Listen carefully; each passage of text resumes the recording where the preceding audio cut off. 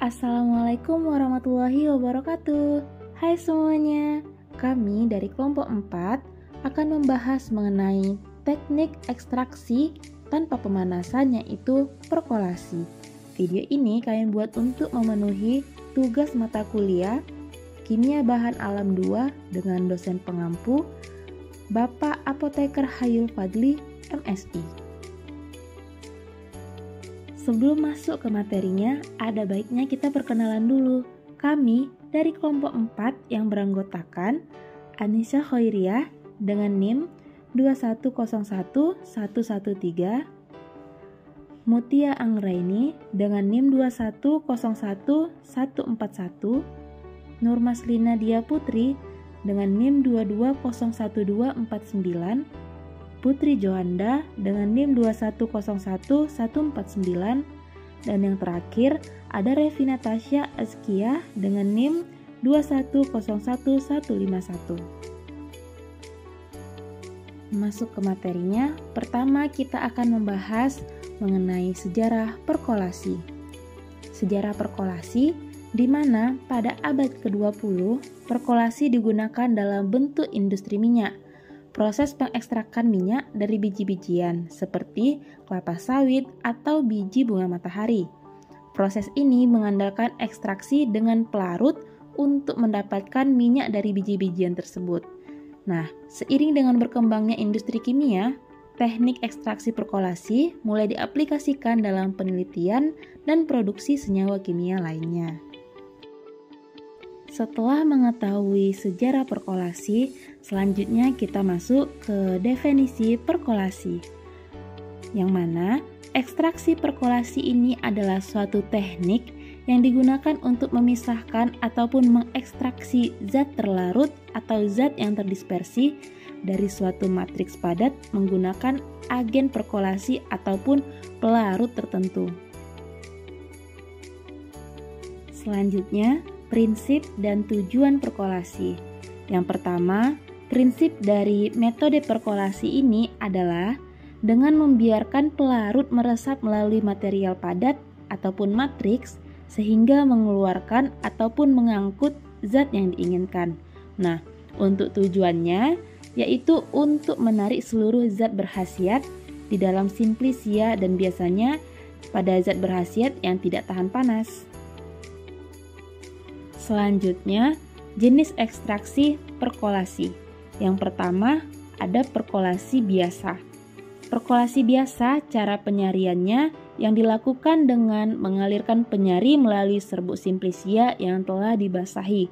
Kedua, perkolasi bertahap, yang mana metode ekstraksi perkolasi yang melibatkan penggunaan beberapa pelarut secara berurutan dengan kelarutan yang bervariasi. Ketiga, perkolasi bertingkat.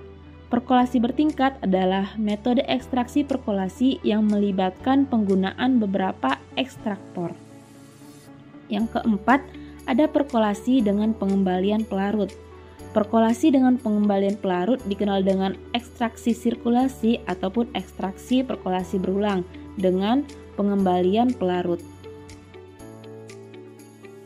Selanjutnya, faktor yang mempengaruhi proses ekstraksi. Untuk memperoleh hasil ekstraksi yang sesuai, maka kita harus memperhatikan beberapa faktor yang dapat mempengaruhi hasil ekstraksi nantinya. Yang pertama, ada suhu.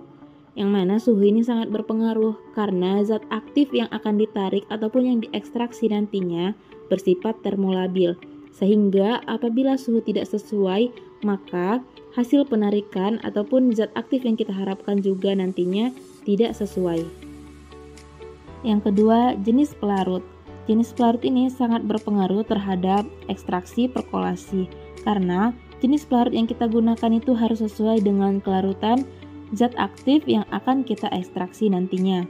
Untuk pelarut yang digunakan bisa kelarutannya polar, non-polar, maupun semi-polar. Sebelum melakukan ekstraksi, sebaiknya dilihat terlebih dahulu literatur untuk menyesuaikan pelarut yang digunakan untuk proses ekstraksi ini. Yang ketiga ada laju aliran. Laju aliran ini sangat berpengaruh juga terhadap proses perkolasi karena akan mempengaruhi dengan waktu kontak pelarut dengan bahan padat ataupun serbuk simplisia nantinya. Yang keempat adalah ukuran partikel, yang mana apabila semakin kecil serbuk simplisia yang kita gunakan, maka akan memperluas permukaannya, sehingga akan meningkatkan ataupun memaksimalkan kontak antara pelarut dengan serbuk tersebut. Nah, yang terakhir, waktu kontak pelarut dengan bahan padat. Waktu kontak ini tidak boleh terlalu lama maupun tidak boleh terlalu cepat karena akan mempengaruhi terhadap senyawa aktif yang akan ditarik nantinya dalam proses ekstraksi. Selanjutnya kita akan mengenal komponen-komponen yang ada pada perkolator. Perkolator merupakan alat yang digunakan dalam proses perkolasi. Dalam perkolator ini terdiri dari serbuk simplisia, cairan penyari ataupun menstrum, dan bagian bawah nanti diberi penyaring dapat berupa kapas maupun kertas saring. Hasil dari proses perkolasi ini disebut dengan perkolat ataupun sari yang akan ditampung nantinya di dalam Erlenmeyer. Jenis-jenis perkolator berdasarkan bentuknya. Yang pertama yaitu perkolator bentuk tabung, di mana digunakan untuk pembuatan ekstrak cair. Yang kedua, perkolator bentuk paruh digunakan untuk pembuatan ekstrak atau tintur dengan kadar yang tinggi.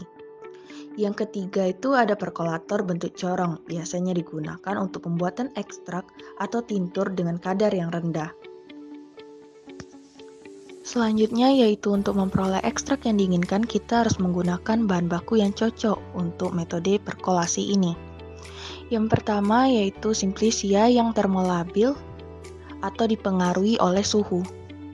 Yang kedua, memiliki kelarutan yang tinggi.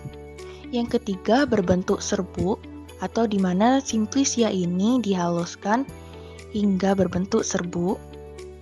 Yang keempat, tidak bereaksi dengan komponen atau material dari perkolator yang digunakan. Juga untuk memperoleh ekstrak yang diinginkan, kita perlu menggunakan pelarut yang cocok pada metode perkolasi ini, yaitu menggunakan pelarut non-polar, contohnya N-heksan, pelarut semi polar, contohnya itu etil asetat, dan pelarut polar, contohnya itu etanol atau metanol. Pada metode perkolasi ini biasanya menggunakan pelarut air, etanol, metanol, ataupun aseton. Selanjutnya yaitu adalah proses perkolasi. Yang pertama, persiapan bahan baku di mana simplisia yang sudah didapat dibersihkan lalu dikeringkan. Setelah itu dihaluskan hingga menjadi serbuk. Yang kedua, persiapan pelarut di mana dipilih pelarut yang sesuai dengan senyawa yang ingin diekstraksi dan sifat-sifat dari bahan baku. Yang ketiga, tentukan jenis perkolator yang digunakan berdasarkan ekstrak yang kita ingin dapatkan. Yang keempat, penyusunan alat perkolasi. Yang kelima, pengendalian kecepatan aliran dan volume pelarut. Bisa menggunakan pompa di mana membantu mengendalikan kecepatan aliran pelarut. Dan penggunaan katup yang memungkinkan pengendalian yang lebih baik. Yang keenam, pemantauan dan pengendalian proses. Pemantauan suhu dapat menggunakan termometer, pemantauan tekanan menggunakan manometer, pemantauan waktu bisa menggunakan stopwatch atau timer. Kekurangan dari metode perkolasi ini yaitu kontak antara sampel padat dengan pelarut tidak merata dan terbatas. Pelarut juga menjadi dingin selama proses perkolasi sehingga tidak melarutkan komponen secara efisien.